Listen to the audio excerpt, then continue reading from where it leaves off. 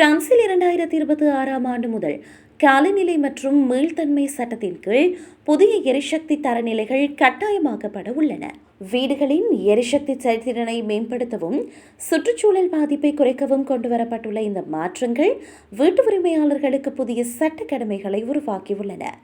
காலக்கெடு நெருங்குவதால் நிதி இழப்புகள் மற்றும் சட்ட சிக்கல்களை தவிர்க்க உரிமையாளர்கள் இப்போதே தயாராக வேண்டியது அவசியமாகும் என அறிவிக்கப்பட்டுள்ளது. புதிய விதிமுறைகளின்படி எரிசக்தி செயல்திறன் சான்றிதழில் F மற்றும் G மதிப்பீடு பெற்றுள்ள வீடுகள் குறைந்தபட்சம் E வகுப்பையாவது எட்டும் வகையில் புதுப்பிக்கப்பட வேண்டும். இந்த மாற்றம் குறிப்பாக பழைய வீடுகள், சிறிய அடுக்குமாடி குடியிருப்புகள் மற்றும் மின்சார வெப்பமூட்டும் வசதி கொண்ட வீடுகளுக்கு நேரடியாக தாக்கம் செலுத்தும்.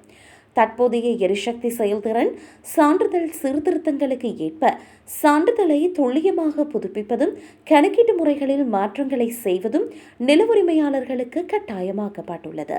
இந்த தரநிலைகளை அடைய வீடுகளில் முறையான எரிசக்தி தணிக்கை மேற்கொள்ளப்பட வேண்டும்.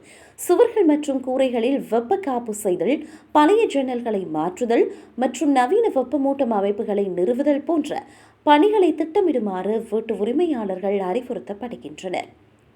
இத்தகைய நவீனமயமாக்கல் நடவடிக்கைகள் வீட்டின் மதிப்பையும் தரத்தையும் உயர்த்த உதவும். 2026ஆம் ஆண்டிற்கு பின்னர் இந்த வாடகை கடமைகளுக்கு இணங்க தவறினால் கடுமையான விளைவுகள் ஏற்படும் என எச்சரிக்கப்பட்டுள்ளது.